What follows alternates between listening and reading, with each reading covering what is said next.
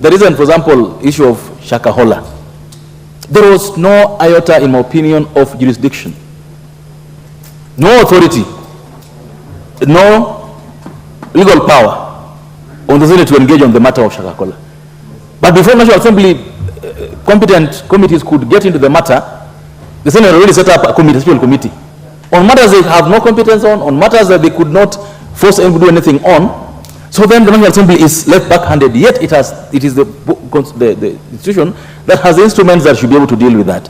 And so, Madam Speaker, I believe that once this bill is passed, and I'm happy that the two speakers that we have today, both have, one has been governor, one has been a senator, know what needs to be done. We hope that when this is passed, the other thing will be done. I can't agree with the Honorable Pukose more, that if you look at the fourth schedule of the Constitution, there is so much that needs to be done by the Senate to promote and enhance devolution, that you wonder why they want to put their fingers on matters that don't concern them at all. That's because if you see what's happening in the counties today, the corruption there. Last week here, I remember saying that the county assemblies cannot pass a bill on housing. I mean, it's essentially because the Senate has refused to go out of its way and say that on all the matters fourth schedule that are devolved, we shall make relevant laws. In fact, if possible, make model laws for all the county assemblies to follow. None. Not on health, not on agriculture, not on water, not on sport, not on housing. All the time being busy with matters that didn't concern them at all. And so I hope that with the passage of this bill, everyone would know their lane.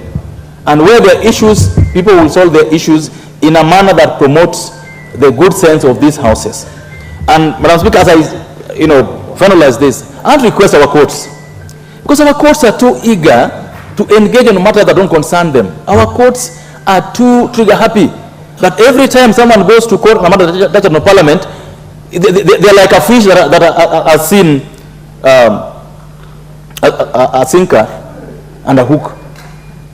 There's no single day that our courts have ever said that on these matters we recuse ourselves, that on these matters this is the province of Parliament. Never. I want to request our courts to understand that there are matters where their intervention is not required. No one has ever asked the courts not to talk about, not to listen to matters concerning bills you've passed.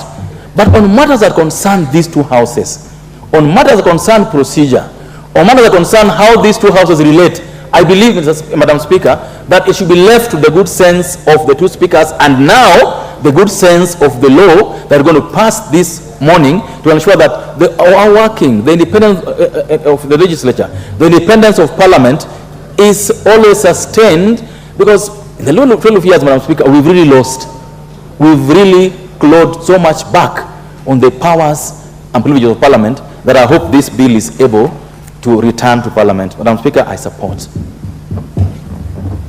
Thank you. The Honorable Kasim Tandaza, member for Matuga.